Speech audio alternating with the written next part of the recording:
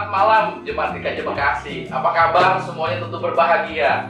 Dan luar biasa, hari ini kita ada dalam podcast yang bernama AHA. Jadi kita AHA itu jadi tahu banyak tentang keadaan gereja kita, bagaimana iman kita bertumbuh dalam gereja kita. Dan yang luar biasa, malam ini saya bersama bintang tamu ya, yang luar biasa, Pendeta Temi. Wah, tepuk tangan dong. Gimana Pak, kabarnya Pak? Baik, Baik ya, puji Tuhan. Mas Wisnu bagaimana kabarnya? Luar biasa. Saya ngeliat Mbak Temi tuh makin ini aja. Ini udah berapa bulan? Ini sudah mau 9 bulan. Udah mau 9 bulan. Kalau ini berapa Mbak? Udah 10 bulan lebih ya. Jadi sama kita ya Mas. Hampir sama Mbak. Saya kok kayak bisa. Iya. Kita udah lama nggak ketemu kok. Hampir mirip ya Mbak ya? Iya, mirip ya. Iya, banyak makan di rumah. Ini juga karena saya banyak di rumah Mas. Jadi kayak begini. Gimana nih Mbak Temi? Udah usia ini kehamilannya bagaimana ini? Ya sejauh ini sih tetap bertahan di rumah. Tetap bertahan di rumah ya? Mau keluar kali juga cuma periksa ke rumah sakit gitu. Terus apa ya, rekaman khotbah. Kalau periksa bareng sama ini dong ya, Mas Daniel ya. Pasti dianterin gitu ya, gitu. Gitu aja sih. Ya, keluar cuma untuk jalan-jalan karena persiapan mau ini apa? Melahirkan supaya normal kelahirannya gitu, jadi banyakin jalan itu pun jalan pagi minum obat aja. Oh jadi niatnya emang mau normal ya? Iya. Iya, memang itu harus di ini Pak, harus diniatin dari si ibu. Dan diusahakan kan. Ini. Kalau Mas Wisnu rencananya melahirkan? Ya kayaknya 2 anak cukup sih Pak. Wah, jadi kegiatannya nih hari-hari ya seperti itu ya Pak ya? Iya, jadi di rumah pagi habis jalan-jalan gitu, terus nanti masak, bisa untuk makan hari terus ya, terus baca-baca buku gitu. Kalau ada tugas-tugas pelayanan ngerjain, nanti apa pelayanan online rapat atau apa kunjungan online. Oh, gitu. Masih tetap online. wah ya, walaupun ya dalam usia kehamilan kayak gini nih udah mendekati nih kayaknya nih, tapi luar biasa pendeta kita nih bikin semangat buat kita semua. Dan saya rasa semua saudara terkasih juga, oh gitu, pendeta aja begitu, apalagi saya dong ya kan? Lebih banyak kegiatan. Iya. Mantap betul.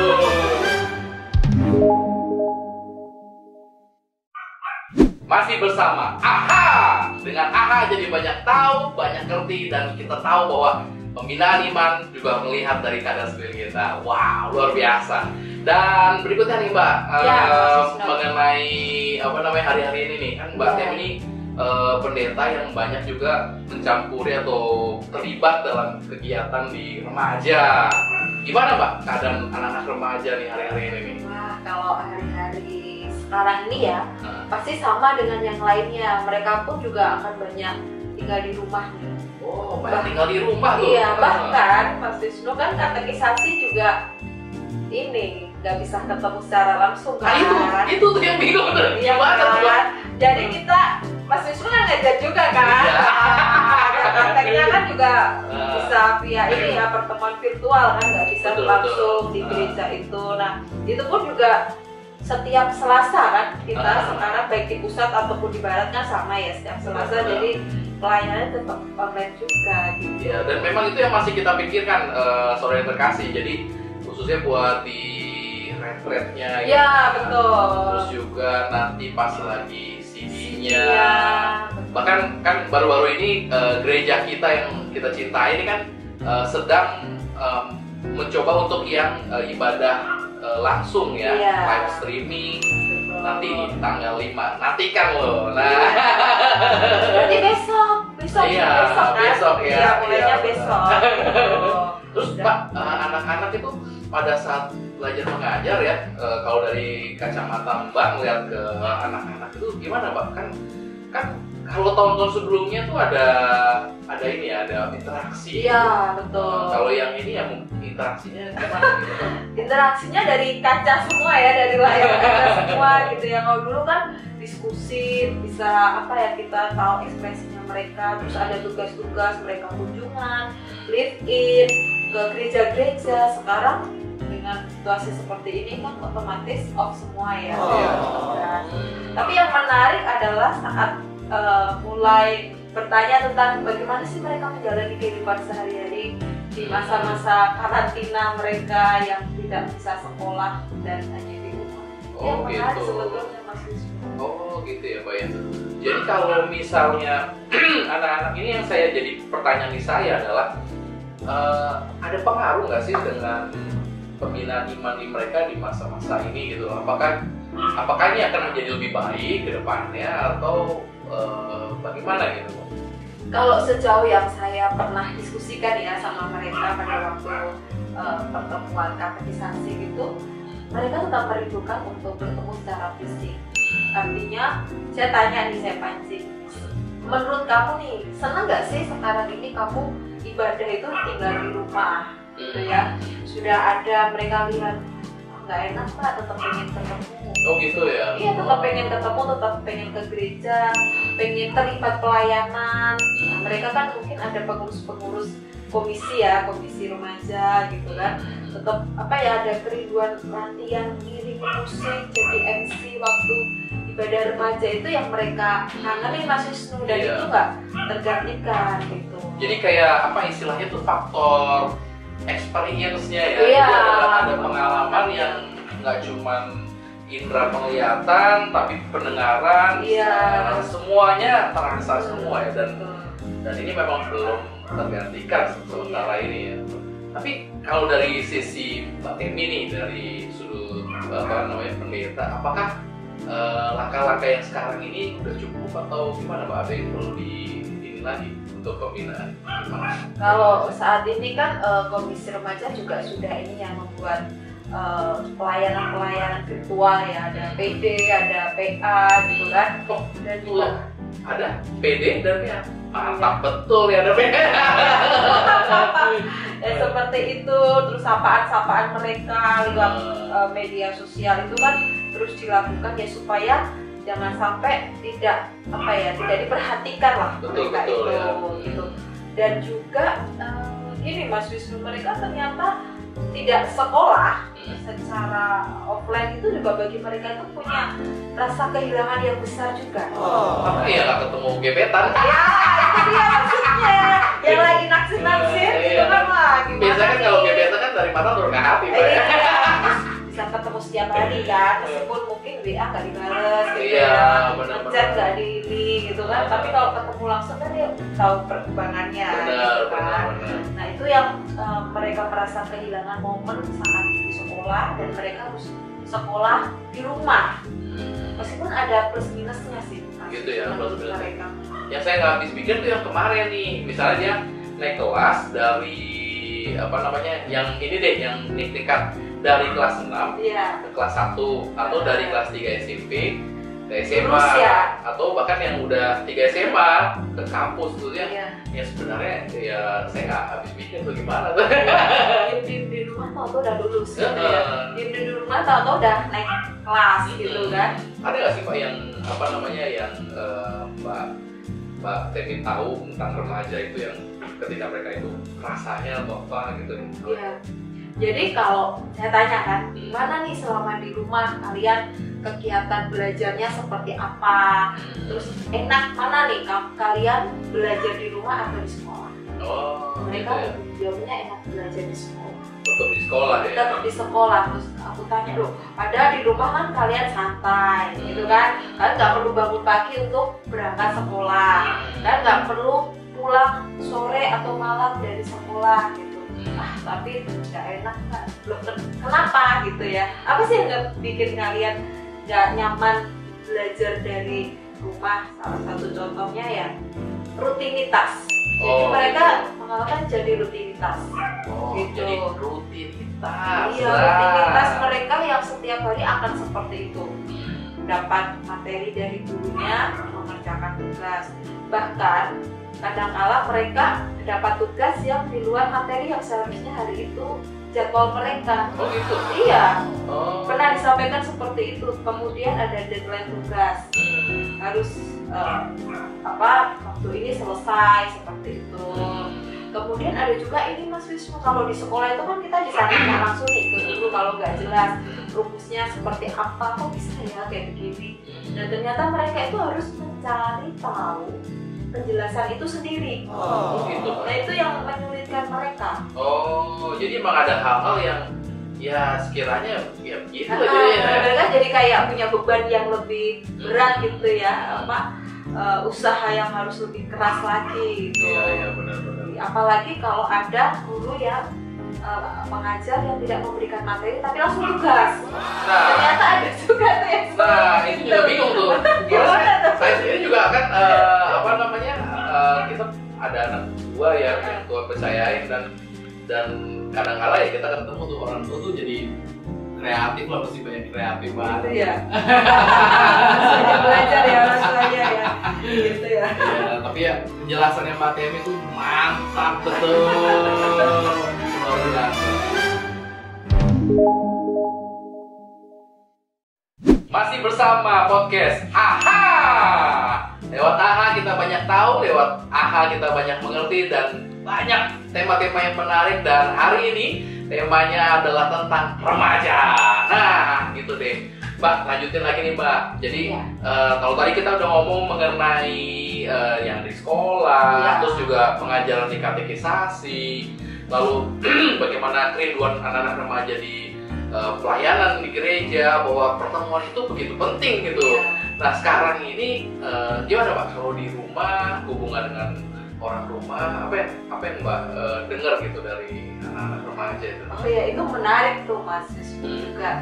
Jadi saya waktu nanya ya mereka pengalaman gimana selama di rumah, apa nih yang berbeda gitu ya, saat berrelasi dengan anggota keluarga yang lain. Ada bedanya nggak sih saat kalian tidak banyak waktu di rumah, kemudian sekarang kalian banyak menghabiskan tiba-tiba tiap hari loh. Iya, ketemu orang tuanya kan juga ini, orang juga kan, kakaknya, adiknya gitu kan, biasanya kan ketemu malam gitu ya. Nah itu yang menarik itu yang aku temukan di waktu ngobrol sama mereka itu, mereka yang pertama tentu nggak dikasih uang saku. Tapi emang gitu perbedaannya itu Mbak. Mereka nggak dikasih uang saku katanya. Jadi ini Mbak, masa sih nggak dikasih uang saku? Ya dikasih sih, cuma bukan uang saku sih namanya gitu. Sekolah kan ini uang saku gitu. Kalau di rumah apa, uang apa dong? Makanya itu Mbak, nggak ada alasan untuk kasih uang saku gitu ya. Jadi mungkin bagi orang tua nih, jadi lebih hemat. Benar. Yang kedua, karena mereka harus mengerjakan tugas-tugas itu dengan ini. Itu jadi alasan Mbak untuk keluar, mesti untuk kopi papa, mama. Virtual semua Pak. Ya kan nggak ada alasan di situ kan. Emang beda zaman. Paling itu nambah kuota kan sekarang. Itu benar-benar nambah kuota. Ya mungkin nggak kasih uang saku, tapi mereka minta untuk itu nambah kuota kan. Karena ya mereka harus pakai itu sih, kalau nggak kan tugas nggak dikerjakan gitu kan. Gitu. Jadi seringkali malah kok ini sih, jadi orang tua ya ini ya agak-agak ini juga ya, agak keberatan kok. Kemarin udah minta kok, ini minta lagi. Jadi ya. Ternyata Mas Wisnu ada yang ini juga nih, buat main game. Nah, itu juga. Tapi kalau yang kuota emang nambah lagi tuh Pak. Tapi kayak di rumahnya ada wifi, ya mau gimana lagi? Iya, betul gitu. Jadi agak terjadi konflik dikit-dikit lah gitu. Kemudian kalau dengan ini kakak atau adiknya, ada yang menarik tuh. Sering berantem rebutan cemilan. Yang diungkapkan. Jadi pertama nih cemilan yang di sini, ada cemilan, cepuluh, cebelah. Itu jadi Oh, kalian ngalamin itu juga? Iya Mbak, kalau udah makanannya udah menipis itu emosi tingkat tinggi tuh. Apalagi sama-sama disukain tuh. Iya, misalnya sama-sama suka biskuit apa gitu ya. Gitu, biasanya coklat gitu kan. Wah, coklat habis Mbak. Saya juga jawab itu ya. Itu sering timbul itu. Terus kemudian kalau ada waktu senggang, mereka juga ini keributannya itu muncul kalau memakai sedang punya time sendiri gitu ya. Misalnya ada yang nonton drakor gitu kan. Banyak ada yang main game terus keberisikan atau terganggu atau apa tuh muncul seperti itu. Tapi ada drivers-nya juga sih di anggota keluarga itu. Apa tuh Pak? Jadi mereka bisa melakukan kegiatan secara bersama-sama yang sebelumnya nggak pernah. Oh gitu ya. Misalnya mereka praktek membuat suatu makanan. Oh, masak bareng gitu. Masak bareng. Oh, ada juga itu biasanya kakak beradik perempuan. Iya, kakak beradik. Ya laki-laki juga ada. Iya sih, saya juga sama. Sama bapaknya, gitu kan. Dia pengen makan ini, ayo coba kita praktekkan. Bener-bener. Jadi banyak experience gitu ya. Iya. Coba bumbu ini, bumbu ini, bener-bener. Masak apa gitu yang lagi gitulah, lagi kira-kira makanan minuman. Itu ada tuh nasi kecoprak tuh enak banget. Oh iya, betul. Oh, ini bisa pesen di Mas Pewok. Ya, ada itu ya kulit-kulitnya juga itu ya. Itu jadi melakukan aktivitas yang belum pernah dilakukan bersama-sama. Kemudian berolahraga bersama. Berolahraga bersama ya. Iya. Tapi sekarang memang udah ini sih ya, udah masa pelonggaran ya. Jadi di masa pelonggaran, bukan pelonggaran sih, apa yang namanya tuh ya Pak? Udah new normal. New normal. Jadi ya udah mulai bisa CFD dan lain sebagainya. Lalu nggak keluar rumah, tapi masih di dalam rumah. Mereka masih dalam komplek ya. Jalan kaki atau naik sepeda. Oh gitu, mantap benar. Jadi merasa ada yang memotivasi mereka untuk berolahraga bersama-sama ya. Sehat. Yang sebelumnya kan nggak pernah, pagi sekolah, orang tuanya kerja. Nah ini kan banyak waktu ya mereka entah pagi entah sore hari mereka bisa. Tuh, jadi kita dapat ini dari narasumber ini bahwa di remaja ini di rumah pun ternyata apa yang tadinya jauh jadi dekat ya kan. Dan dari dekat itu kita jadi ada kegiatan kebaikan yang bisa didapat secara bersama-sama. Mantap betul.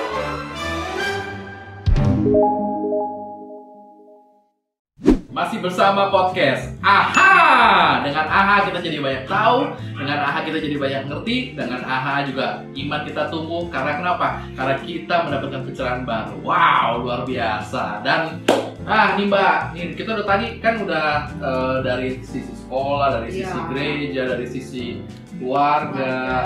Terus juga kadang-kadang yang nonton juga jemaat kita yang terkasih kan juga ada orang tua, bahkan remaja sendiri juga. Gimana sih biar di rumah, di anak-anak remaja ini dengan segala macam problematikanya, dengan segala macam pertumbuhannya, tapi orang tua ngerti, remaja juga ngerti, sehingga tuh ada sinergi yang enak gitu di rumah gitu. Antara orang tua dan anak gitu ya. Jadi betul. Yang mungkin anak-anak yang mulai jenuh, orang tua udah mulai peka nih. Aku udah kayaknya punya ini, terus apa yang dilakukan sebagai orang tua gitu ya. Apakah malah menambah kejenuhan anaknya, apakah menambah mood anaknya lebih nggak jadi lebih baik lagi. Saya perlu kerjasama ya Mas ya. Gitu ya. Kerjasama catat itu. Kerjasama antara anak dan orang tua. Mungkin tidak hanya remaja, anak-anak yang mungkin seumuran Ebi, Jos, itu sudah bisa diajak kerjasama kan sama orang tuanya saat ingin mengatasi kejenuhan dan kebosanan mereka selama tinggal di rumah gitu ya. Kerjasama itu kan pasti menguntungkan dua belah pihak. Jangan sampai ada satu pihak yang diuntungkan, satu pihak merasa terpaksa gitu ya. Kalau anakku memang khususnya si ini ya yang cowok kan ngajak kita teman-teman. Intinya terlibat di inilah dalam Iya. permainannya mereka gitu. Meskipun kadang-kadang udah pulang dari kafe. Iya. Tapi melihat anak Mas Wisnu ketawa, Jos ketawa, seneng lagi itu kan kayaknya menghilangkan rasa capek gitu ya. Iya. Atau mungkin kalau untuk anak remaja mereka mungkin butuh sesuatu yang bisa mengusir kejenuhan mereka gitu, dan itu harus dipahami juga oleh orang tua gitu ya. Mungkin mereka setelah mengerjakan tugas mereka susah, nggak diberi penjelasan dulu, mereka nyari sendiri, kemudian pusing gitu ya, kemudian refreshing dulu deh, nonton drakor, game gitu sebentar ya. gitu. Nah orang tua jangan hanya melihat waktu gamenya itu, waktu nonton drakor, tapi mereka juga harus melihat proses di mana anak itu juga sudah berjuang loh, mereka sudah belajar. Jadi nggak apa-apa lah kasih waktu untuk refreshing. Jadi kadang-kadang ternyata tuh nggak cuma sepotong-sepotong, iya, betul. tapi ternyata juga secara keseluruhan ya gitu ya. Supaya nggak ada salah paham. Jadi kalau ada ini salah paham anak main game mulu. Iya, kayak gitu. Ya, kan? Drakor terus gitu kan, bukanya sampai kakak Korea semua.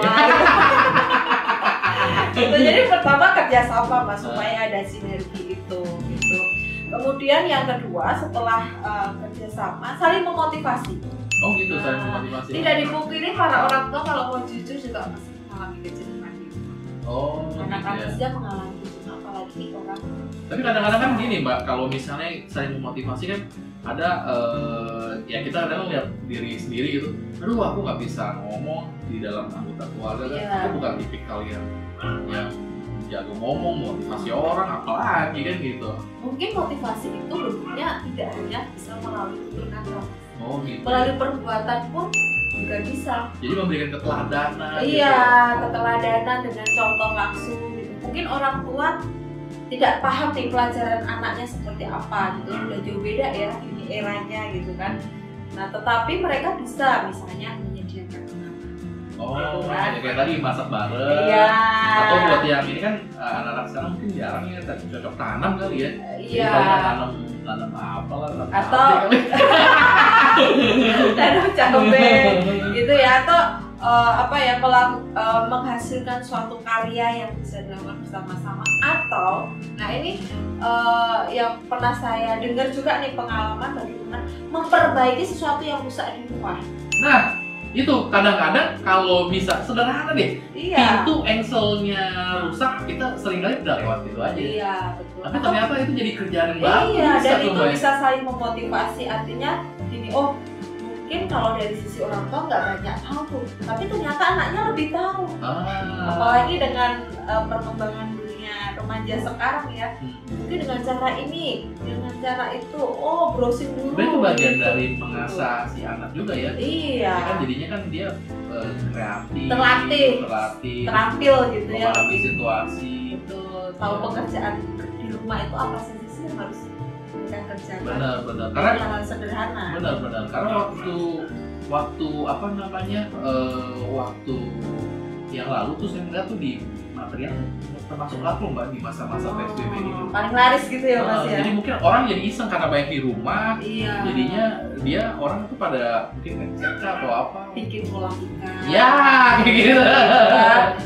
Ngecat kamar, Iya. gitu kan, terus bikin sesuatu meja apa. Ya dari YouTube coba itu kan bisa ada memotivasi yang Benar. mereka apa nih, bahan apa, nggak peduli nih dengan barang-barang mereka.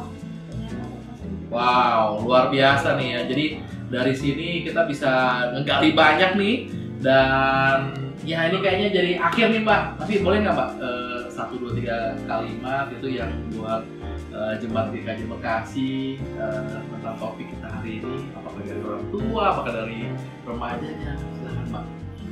Untuk semua teman-teman remaja, jadikanlah pengalaman di tahun pandemi ini sebagai sesuatu yang tidak akan bisa terlupakan untuk kita semuanya gitu ya.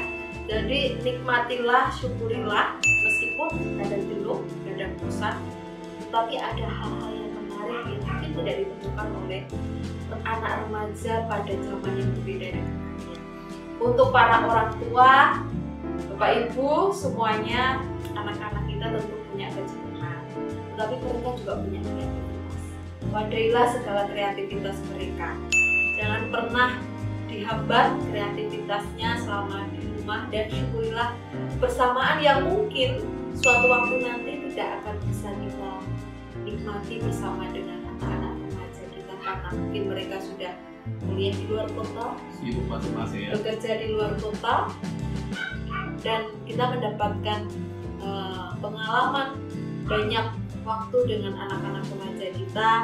Itu syukurilah dan terimalah dengan baik, bekerja samalah dengan anak-anak remaja dan saling komunikasi.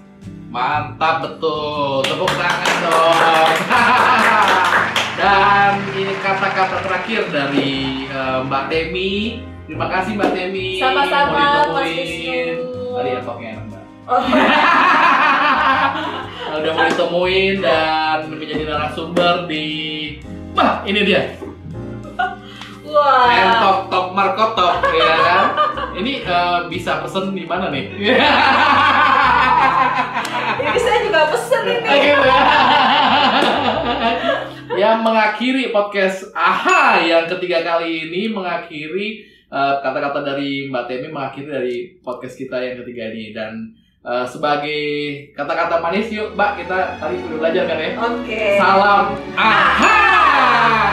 Tuhan Yesus memberkati.